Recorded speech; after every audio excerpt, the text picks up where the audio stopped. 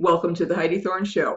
I'm your host, Heidi Thorne, and in this podcast, I share my real world self publishing and small business experience with you. So let's get started with today's show. Now, today we're going to talk about how to self edit your book. Now, that may sound strange coming from someone who makes a chunk of their income from being a professional editor. But I do understand that there are situations where self-editing is inevitable. And the first one is where you have no money. If you don't have hundreds of dollars to spend on editing services, you can't hire anyone. I know I try and keep my prices pretty conservative for self-published authors, but even then, if you don't have maybe hundreds of dollars to spend, you can't hire me.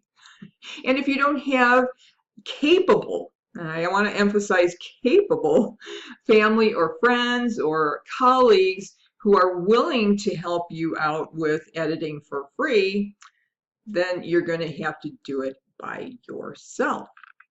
Now, the second situation is where it may not be worth it. If it's a really, really short piece of writing, for example, for blog posts, generally, unless it's a really big organization and they have a big content marketing engine, usually most bloggers who are individual bloggers will not hire a professional editor unless they really are not confident in their work.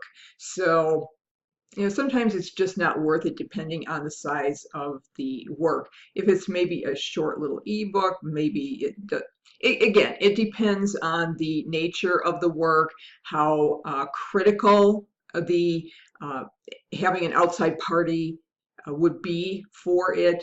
So you have to really weigh the nature of the work. And sometimes it just isn't worth the investment.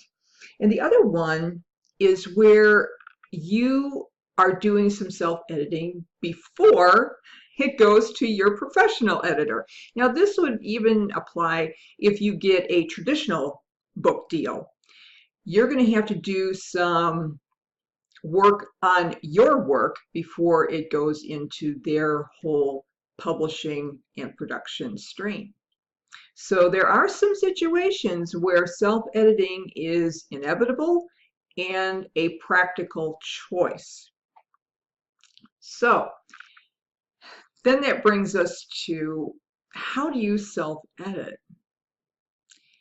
Now, there's a number of ways to do this, but here are some of the best ways that I've found to self-edit, because I have to do it too. There's just some things of mine, like my blog posts, it would just not be feasible from a financial standpoint, and even from the nature of the blog post, it's just not worth it. So I have to do a lot of self-editing myself as an editor.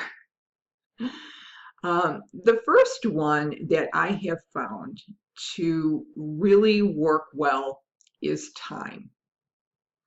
Now, what I mean by that is you need to take some time in between the initial draft and when you decide to edit it. Now, it depends on the length of the work and everything, and you might want to do this in chunks, or you might want to do it when it's completely done. I kind of suggest more when your work is completely done, simply because you might get stuck on a chapter that you're writing, and then you never move forward. You are in constant editing mode. So I think you're probably better off in a lot of ways to wait until you're finished with what you consider as the complete book. Then go back and edit it, because you're going to have the perspective of seeing the work as a whole. And I would suggest leaving maybe a week, maybe even 2 weeks. If you have the luxury of time, maybe even a month.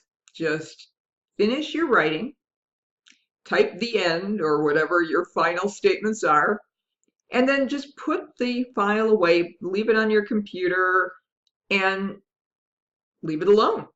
Do something else. Do something completely different. Either do different kinds of writing, do no writing at all,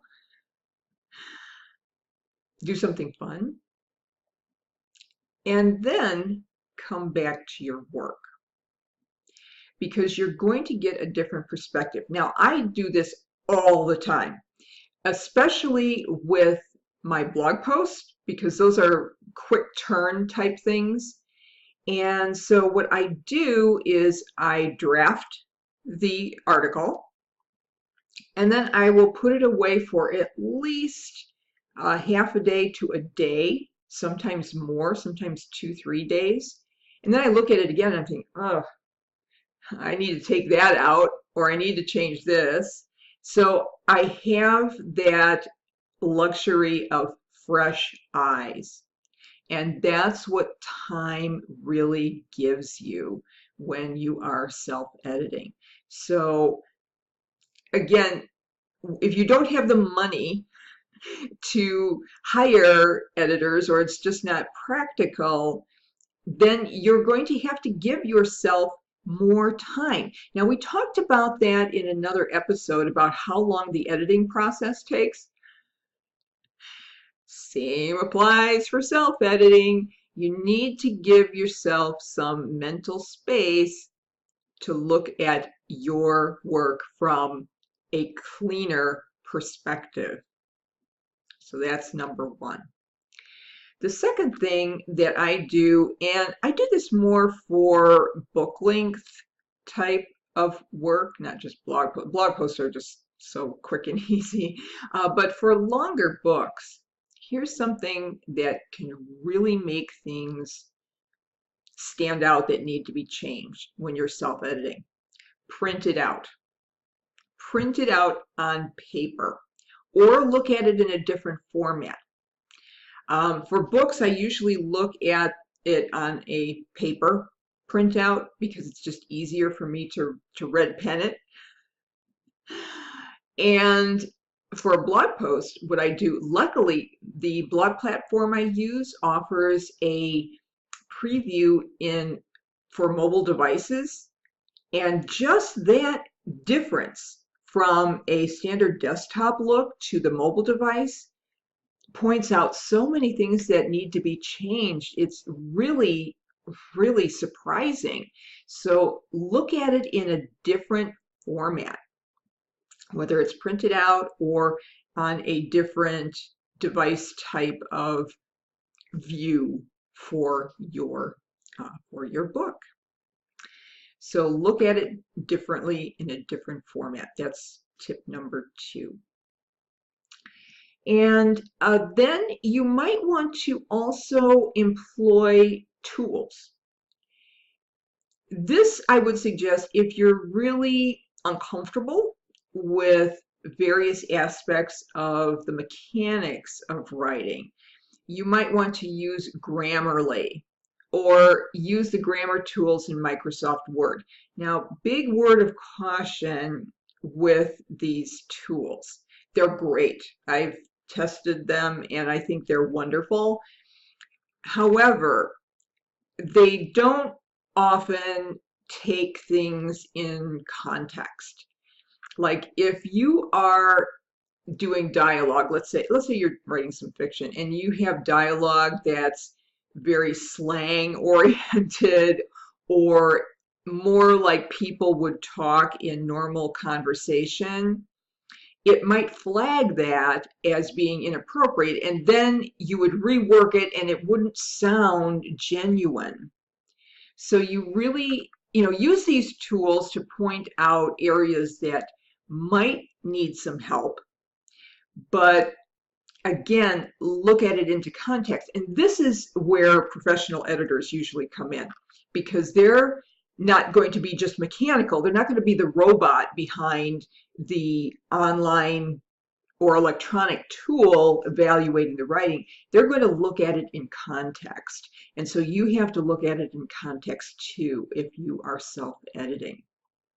So I know it seems odd to have me suggest that there will be occasions where you will need to self-edit, but when you do, you're going to need to take an outside perspective and role when you do self-edit your work, and give yourself time.